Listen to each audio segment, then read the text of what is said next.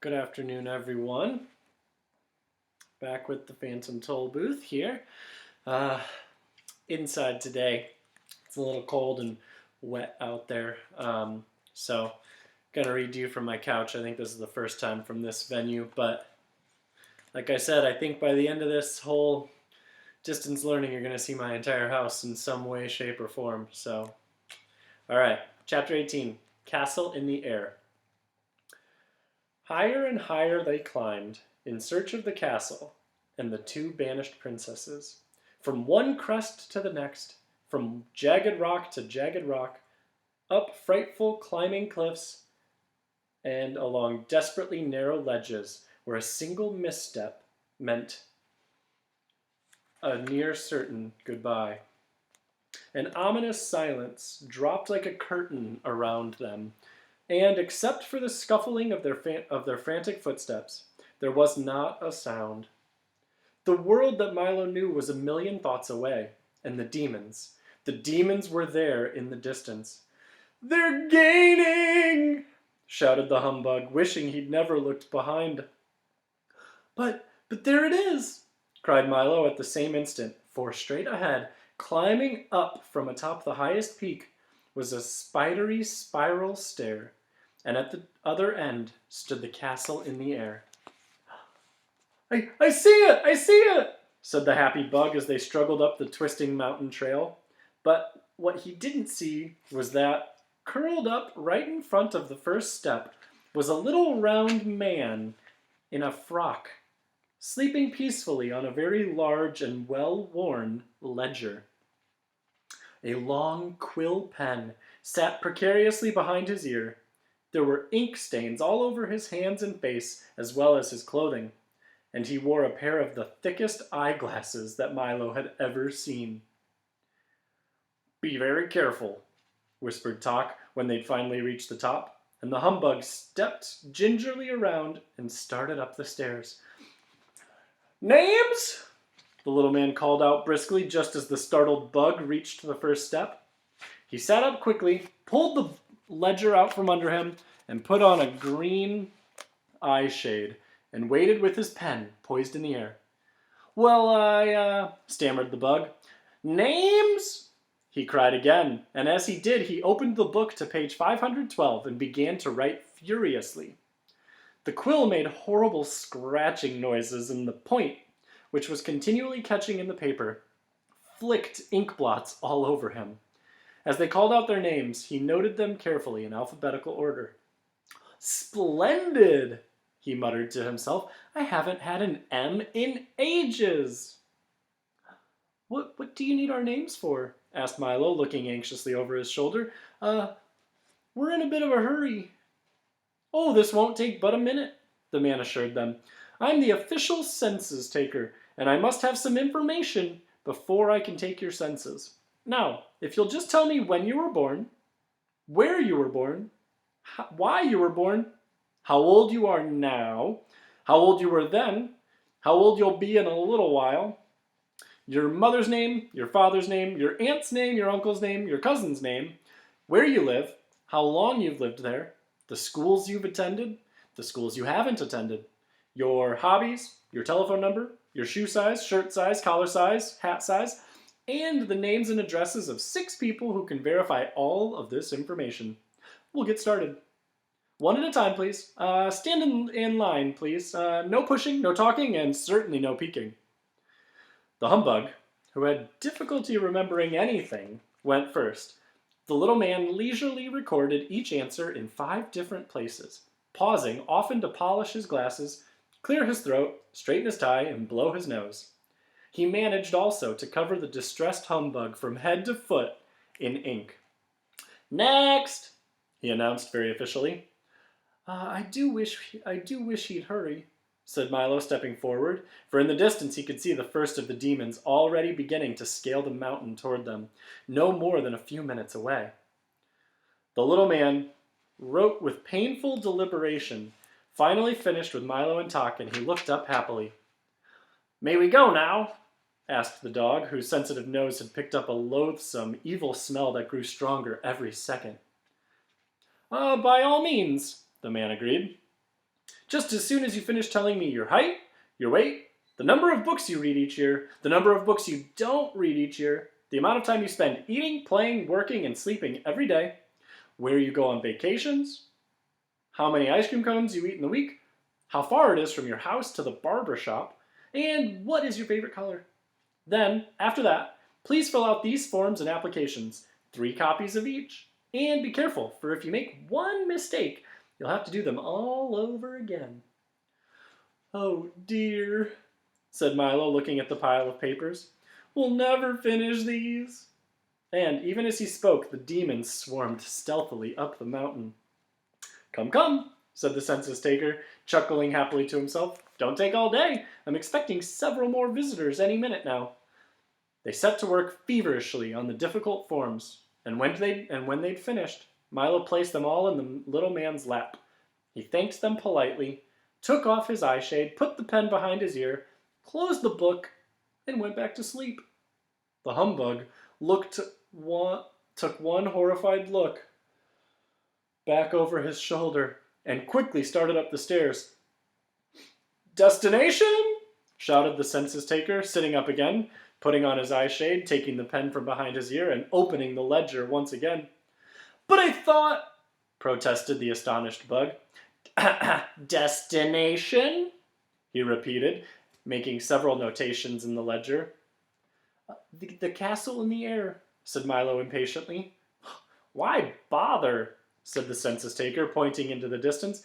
I'm sure you'd rather see what I have to show you. And as he spoke, they all looked up, but only Milo could see the happy and exciting circus that was on the horizon. There were tents and sideshows and rides and even wild animals. Everything a little boy could spend hours watching. And wouldn't you enjoy a more pleasant aroma or smell? He said, turning to Talk. Almost immediately, the dog smelled a wonderful smell that no one except him could smell. It was made up of all of the marvelous things that ever delighted his curious nose. And here's something you'll enjoy hearing, he assured the humbug. The bug listened with attention to something he could alone hear.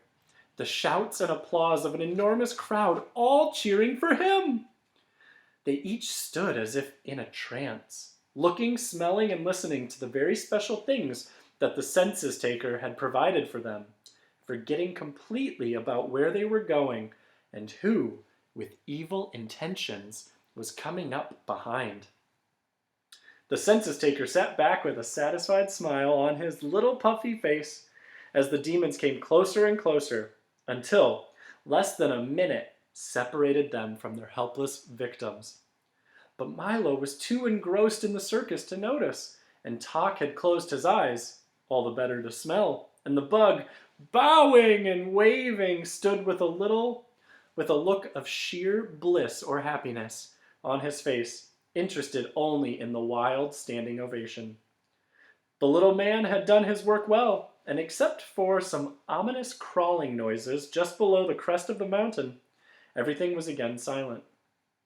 Milo, who stood staring blankly into the distance, let his bag of gifts slip from his shoulder to the ground. And as he did, the package of sounds broke open, filling the air with peals of happy laughter, which seemed so happy that first he, then Talk, and finally Humbug joined in, and suddenly the spell was broken. Oh, there's no circus, cried Milo, realizing he'd been tricked. There's no smells, barked Talk, his alarm now ringing furiously. The applause is gone, complained the disappointed Humbug. I warned you, I am the census taker, sneered the census taker. I help people find what they're not looking for, hear what they're not listening for, run after what they're not chasing, and smell what isn't even there. And furthermore, he cackled, hopping around gleefully on his short legs, I'll steal your sense of purpose, take your sense of duty, destroy your sense of proportion, and, but for one thing, you'd be helpless yet.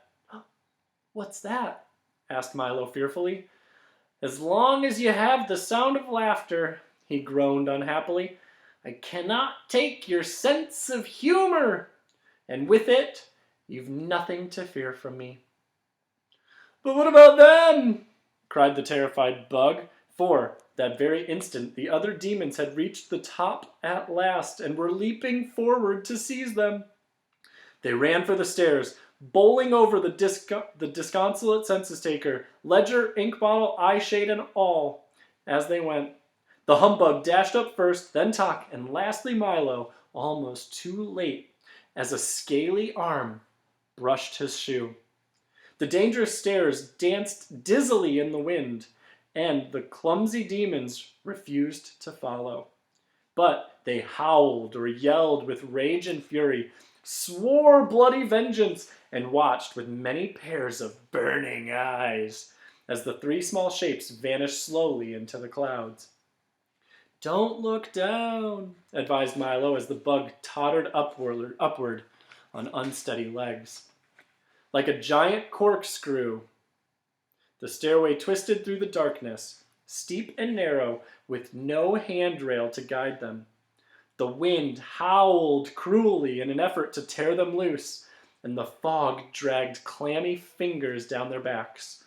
But up the giddy flight of stairs they went, each one helping the other, until at last the clouds parted, the darkness disappeared, and a glow of golden sun rays warmed their arrival.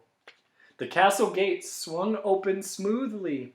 They entered the great hall on a rug as soft as a snowdrift, and they stood, waiting shyly. Come right in, please. We've been expecting you, sang two sweet voices in unison.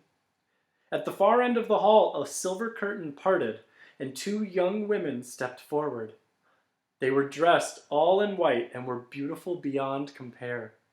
One was grave and quiet, with a look of warm understanding in her eyes, and the other seemed happy and joyful. You must be the princess of pure reason, said Milo, bowing to the first. She answered simply, I am. And that was just enough. And you must be sweet reason, he said with a smile to the other. Her eyes sparkled brightly, and she answered with a laugh as friendly as the mailman's ring when you know there's a letter for you. We've come to rescue you, Milo explained very seriously. And the demons are close behind, said the worried humbug, still shaky from the whole situation. And we should leave right away, advised Tok. Oh, they won't dare come up here, said Reason gently, and we'll be down there soon enough. Why not sit for a moment and rest, suggested Rhyme. I'm sure you must be very tired. Have you traveled long? Days, sighed the exhausted dog, curling up on a large, soft cushion. Weeks, corrected the bug, flopping into a deep, comfortable armchair, for to him it seemed that long. It has been a long trip, said Milo, climbing onto the couch where the princesses sat. But we would have been here much sooner if I hadn't made so many mistakes. I'm afraid it's all my fault. You must never feel badly about making mistakes, explained Reason quietly, as long as you take the trouble to learn from your mistakes. For you often learn more by being wrong for the right reasons than you do by being right for the wrong reasons. But there's so much to learn, Milo said with a thoughtful frown. Yes, that is true, admitted Rhyme, but it's not just learning things that's important. It's learning what to do with what you learn and learning why you learn things at all that matters. That's just what I mean, explained Milo as Tok and the exhausted humbug drifted quietly off to sleep. You see, many of the things I'm supposed to know seem so useless that I can't see the purpose in learning them at all. You may not see it now, said the Princess of Pure Reason, looking knowingly at Milo's confused face.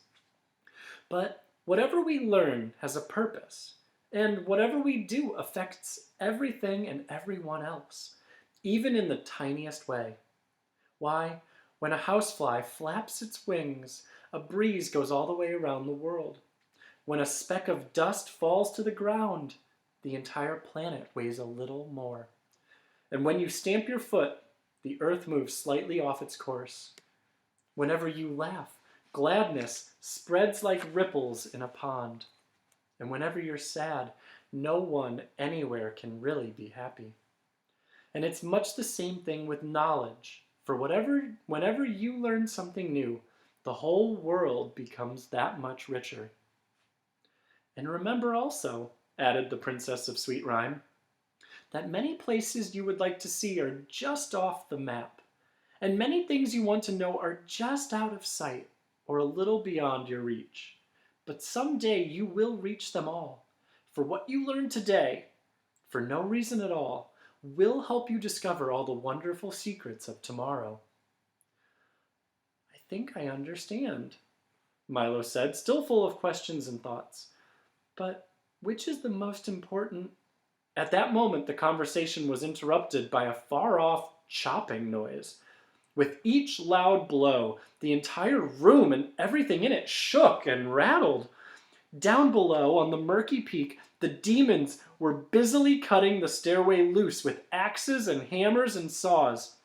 Before long, the whole thing collapsed with a tremendous crash, and the startled humbug leaped to his feet just in time to see the castle drifting slowly off into space.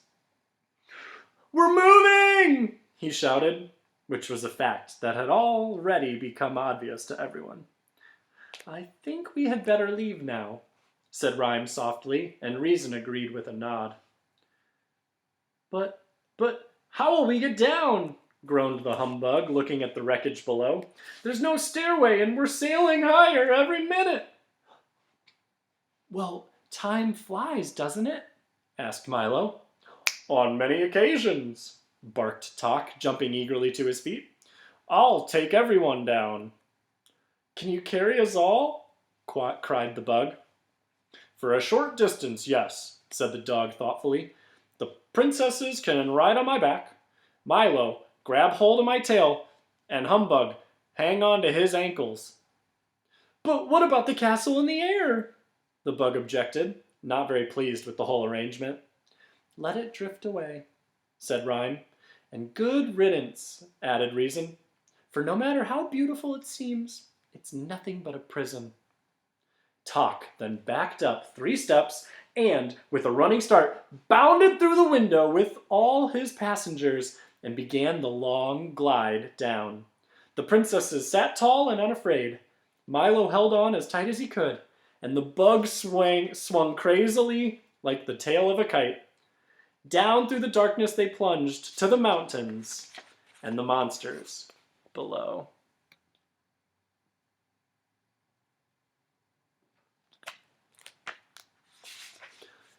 And that's the end of chapter 18.